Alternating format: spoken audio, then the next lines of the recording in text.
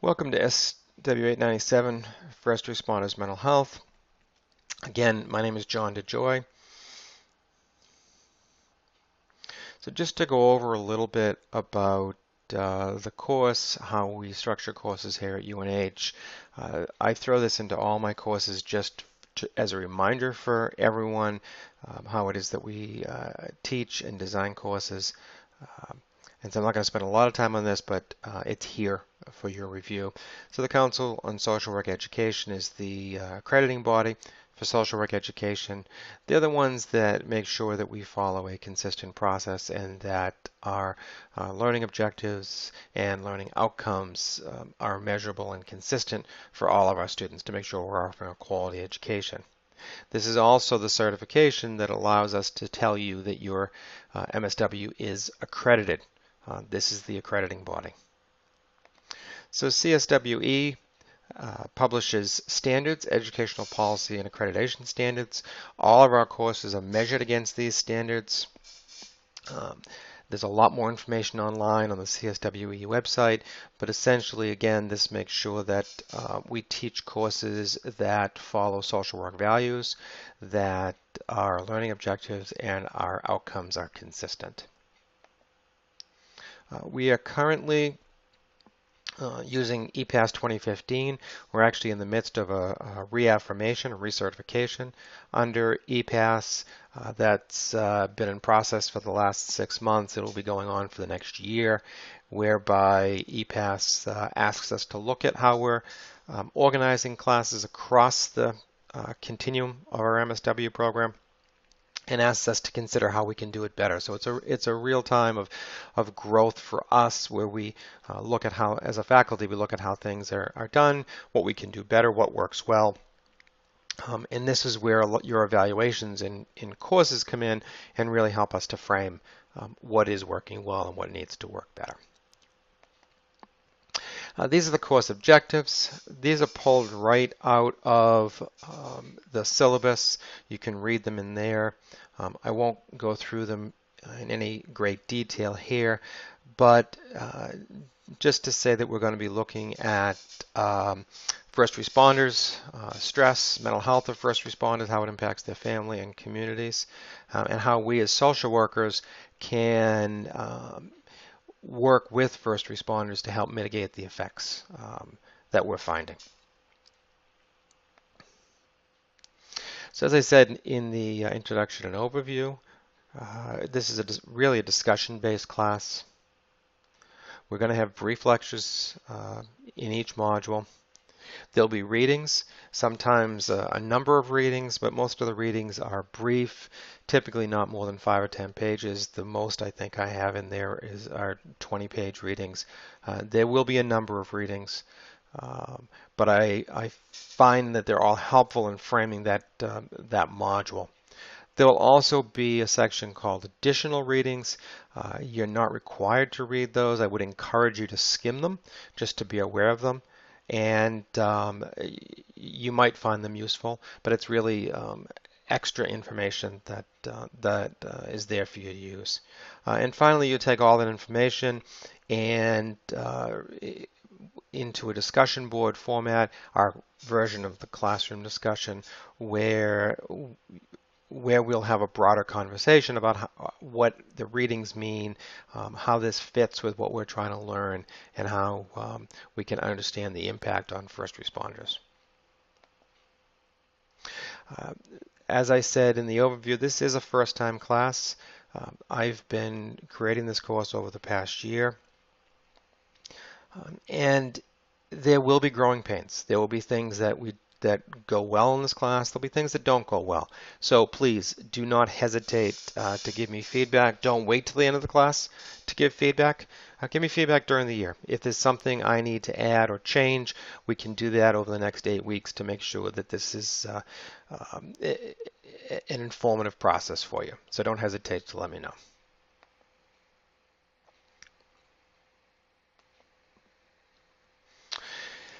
So first responders.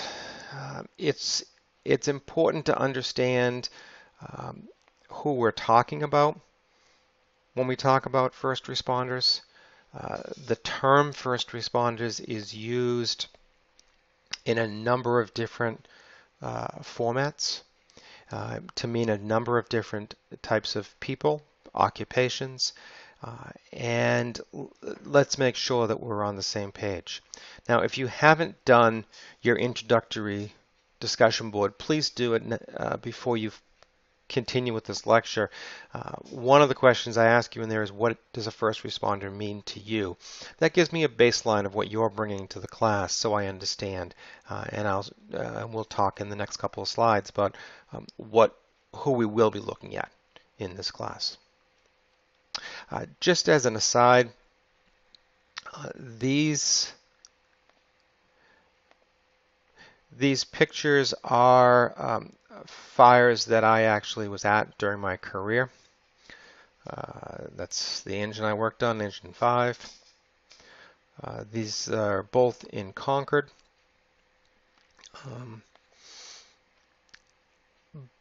But so you don't think that firefighting is 24/7 of fighting fires. It's not. There's a lot of downtime, and we'll get into all of that during the course, how that all fits into the life of a first responder. So who are we talking about when we talk about first responders? I spent a significant amount of time researching what does the federal government look at as first responders.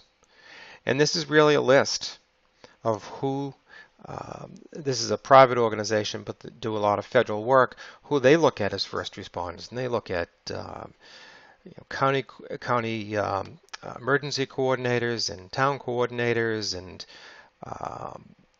Harbor Patrol and Harbor Police, campus security, security guards, doctors, nurses. You can see it on here. Dog warden, animal control officer, SPCA officer, environmental police, public information officer. That's a very expansive definition of first responders. And there's an argument to be made that they are in fact first responders.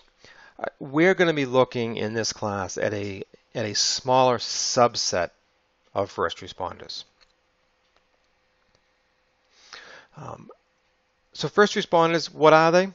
And this is taken from the Department of Homeland Security's website. First responders are the backbone of the community. We rely on them to help us in an emergency. And I should have put heroes in quotes. That's Homeland Security's verbiage, not mine. They're heroes in times of crisis. Essentially, when things go bad, when the shit hits the fan, these are the people that we look to make sure that to try and stabilize the situation. This again is more Department of Homeland Security information. So first responders are important to our safety. They help us to identify continuing threats, help to facilitate evacuations for both man-made and environmental emergencies, treat injuries to save lives. And during the September 11th attacks, first responders assisted about 15,000 people away from the towers and to safety to decrease the loss of life that occurred at that event. So who is it that we're talking about? Well, clearly we're talking about the military. We're talking about police departments, police officers, firefighters, and EMTs, or emergency medical service. So why is it that we're talking about these four groups of people, and why aren't we talking about other groups? Why aren't we talking about doctors? Why aren't we talking about nurses, particularly in emergency rooms? Why aren't we talking about any other of a number of groups of people? Well, there's a number of reasons why we're talking about these four groups of folks, these four occupations, and not others. I mean, it's clear that anyone can develop stress. Any occupation can develop stress. It's stressful in an emergency room for nurses and doctors. There are a lot of occupations that are stressful. Um, any occupation can experience traumatic events. If you look at the rash of school shootings, teachers are not first responders. However, teachers at a school shooting can be thrust into the role effectively of becoming protectors or becoming first responders. And in those situations, those are traumatic events that will have significant consequences for that teacher or those teachers' mental health. The difference, though, is that first responders, as part of their job, have repetitive and continual traumatic events, and that they're typically in an uncontrolled environment. So what do we mean by that? Think of a police officer. A police officer, by virtue of putting on his or her uniform, becomes a target. Their job is to put themselves in harm's way to protect others. Firefighter, the same thing. When people are trying to escape a fire, firefighters are going in to rescue people or to put the fire out. EMS, same thing.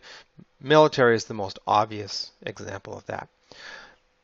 But what all those professions have in common is that they do not have control of their environment. So the military may walk into a village not knowing that there's an ambush. Firefighters may go into a building not knowing whether the floor is strong or will collapse. That's the difference between these four groups and why we're focusing on these four groups as opposed to any of the other folks that we talked about. Because by virtue of their work, their environments are uncontrolled and they experience repeated traumatic insult as well as ongoing traumatic events. Just a few statistics about these first responders that we're talking about from the Department of Homeland Security. There are over 1 million firefighters in the United States. Interestingly, it's one of the professions where there are more volunteers, 750,000 volunteers, than professional firefighters, about 250,000 professional firefighters. We'll talk about those two pieces in terms of the differences between the two. In terms of the mental health impact. Police departments have about 500,000 full-time employees, just under 500,000 sworn police officers. The other employees work as ancillary to the departments, but are not sworn law enforcement officials. Sheriff's departments, which really are an extension of the police, add about another 200,000 sworn personnel, and there's about 150,000 EMTs across the country. Because I was looking at Homeland Security, I did not find the number of military personnel, but there are a significant number of military personnel as well, which just adds to this number. So out of our population of about 320 million, we're talking about just about 225,000 non-military first responders. I'm sorry. 2.5 million non-military first responders, and then an additional number of military first responders. So in this class, and in structuring this class, we're going to look at first responders as a culture. We're going to talk about the cultural competence that we bring to working with first responders. Now, it's true that cultural competence in social work typically refers to racial, ethnic, linguistic competence. But at its core, this is a hallmark of social work practice, that we treat our clients where they're at, and we do everything we can to understand where our clients are coming from.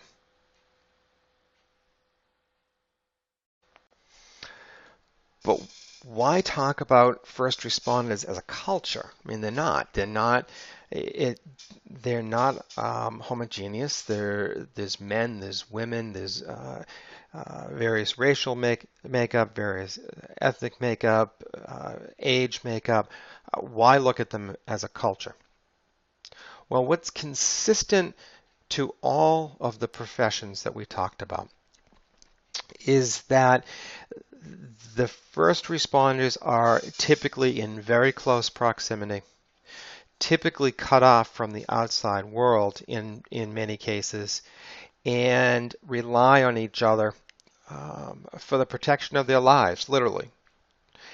And so that close contact, that isolation, in large part creates a unique culture among first responders that we'll talk about as we go through this.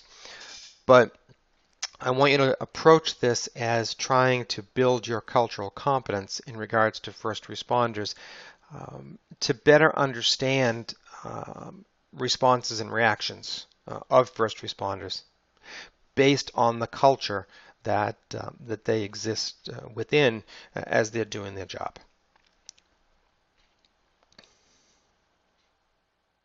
So from this course, we're going to expose you to the culture of the first responder, and we'll talk about that a lot more.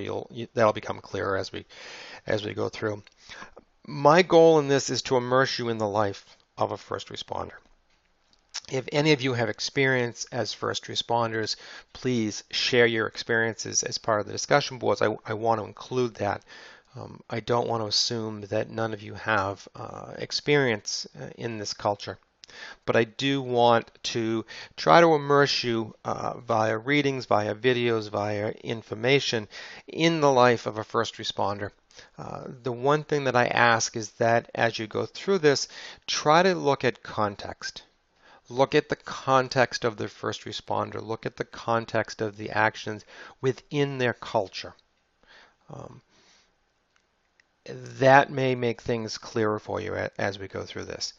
Some of the videos that I will be showing you will be uncomfortable. Some mildly uncomfortable, some may be significantly uncomfortable. It's not my intent to make you uncomfortable, but it is my intent to immerse you in the culture. In this process, you're really scientists trying to understand how it is that first responders perceive, live with, and react to the various stressors in their lives. It's nice to talk about the significant number of first responder suicides. It's an important thing to talk about. But it's just words on a page if you don't understand what first responders experience that may bring them to that place in their life. So be aware of that. And again, it's not for shock, but it is for understanding. One of the things that I've struggled with is how to immerse you. I can show you videos. One of my favorite TV series happens to be Rescue Me. Not only because it's about firefighters, and it's actually about firefighters in New York City post 9/11, but because it is the most accurate portrayal I have seen of the culture of firefighters. So I'll be showing you through this course, I'll be showing you some snippets. Again, the snippets are to give you an understanding, to give you a piece of what it's like to be a first responder. So in this snippet, the main character is played by Denis Leary, is speaking to a group of brand new fire department recruits. They're probably in their first week.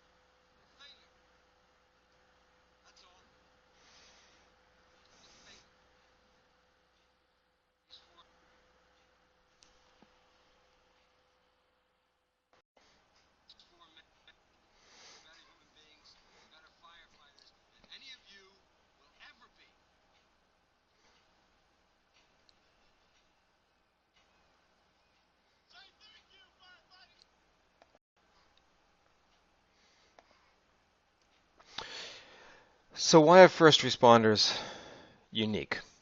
Well, these are all male-dominated professions. Most first responders are male. There are more and more women involved in first responder professions, but they're still male-dominated professions, and by implication, they're male-dominated cultures when we talk about this as a culture. Uh, each of these jobs are punctuated by long periods of sedentary posture. Whether you're sitting around the kitchen in a firehouse, whether you're at camp in the military, whether you're driving around in your car as a police officer, there is a lot of downtime, waiting time until you get to the what you're trained for. Now, some people will take this to mean that first responders don't do anything if they're not, in the midst of battle, so to speak. That's not the implication.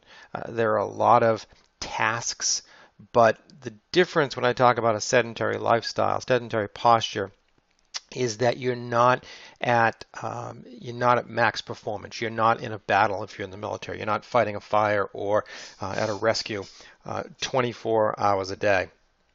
So there are long periods where you're waiting for the next event to happen, and then you experience the event.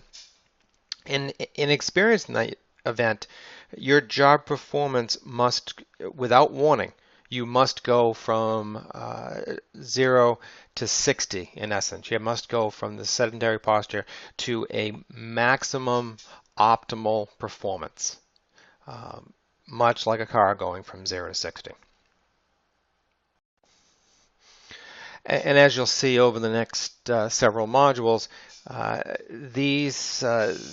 this shift from 0 to 60 has an impact on the human body, and in fact has an impact on the body of first responders. So that concludes our first lecture. Take a look at the readings and respond to the discussion board.